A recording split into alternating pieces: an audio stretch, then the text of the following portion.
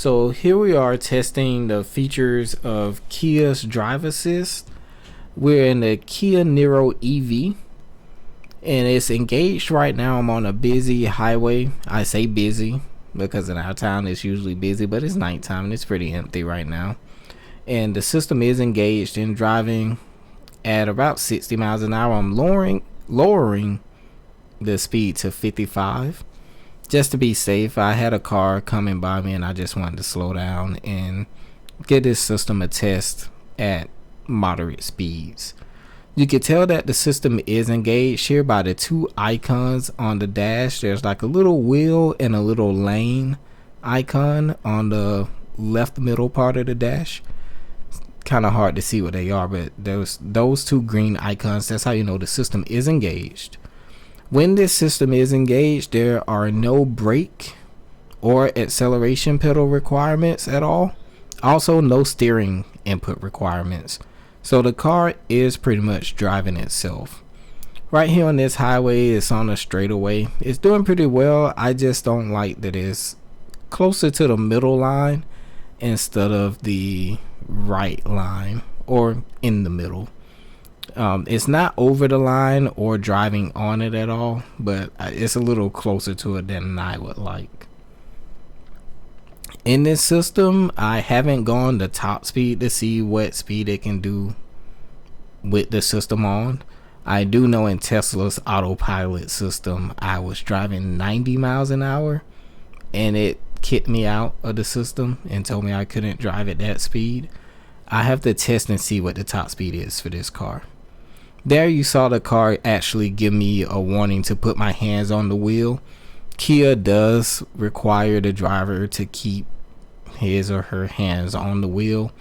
I believe the system timeout is 20 to 30 seconds. There it is telling me again. However, I've seen it go longer than 20 to 30 seconds. So I'm not sure what determines the vehicle to tell you to put your hands on the wheels. It seems kind of random to me. I've seen it go like at least as long as a whole minute, maybe 2 minutes. And then I've seen it do it like sometimes as quick as 10 seconds. So I'm not really sure. I tested it multiple times. It's kind of weird. There's a slight curve there and it took that curve pretty well. I noticed that when you're at curves, it does not slow down for curves. This Tesla system will slow down and take a curve safely. This system, if you're going too fast, it's gonna jump that curve, so you have to be careful there. But there were no engagements there. Here I am on another busy street in our town and I'm just testing out the city driving of it. I couldn't get it actually engaged at this point. I'm not sure what was happening there. And there it's finally engaged and it's working, but I don't know what was preventing it from enabling. The car did not tell me. Here I have it set to the max follow speed, so it's gonna follow only at about 3 or 4 car lengths away. Here it starts to slow down to keep that because it sees that car turning into the parking lot. For some reason it disengaged and it was about to follow along with that car into the parking lot. I'm pretty sure that it would not have turned at all into the parking lot. It probably would have just jumped the curve. So I had to take over there. So there's one disengagement from the system. And then I go right back and I engage it and it seems to be handling the rest of the street pretty well. I'm not sure why it went along and slowed down and went off to the right when that car turned into the parking lot. That's something that I'm pretty sure Kia's system will not fix. I don't think Kia's taking this driver data information and fixing their system on like a month-to-month basis. They'll probably make those changes whatever the next iteration of their drive assist stuff is. That's one advantage that Tesla has over this vehicle. And also one advantage that Autopilot has. Speaking of Autopilot, I will be installing Autopilot on this car later this week. And I'll also upload a video comparing the default Kia Drive Assist to Autopilot. And so we're still on this road. This road is pretty much a straightaway. It's pretty decent. and the car is handling the straightaway just fine. What I tried to do here was switch lanes to get behind this car to see it slow down and come to a stop behind this car at the traffic light. However, the lights turned green before I could do that. In this vehicle, there are no traffic light detection or stop sign detections. However, if you're at a vehicle that's already stopped or at a traffic light or at a stop sign, it will come to a stop behind that vehicle. But if you're the only car there and there's a stop sign there or a traffic light there that's red, you have to disengage the system and slow down yourself. And there it is telling me to put my hand on the wheel again. Also, when I switched lanes, I had to do the lane change myself. Tesla Autopilot and also OpenPilot both will handle lane changes for you if you turn on the signal light. This system does not.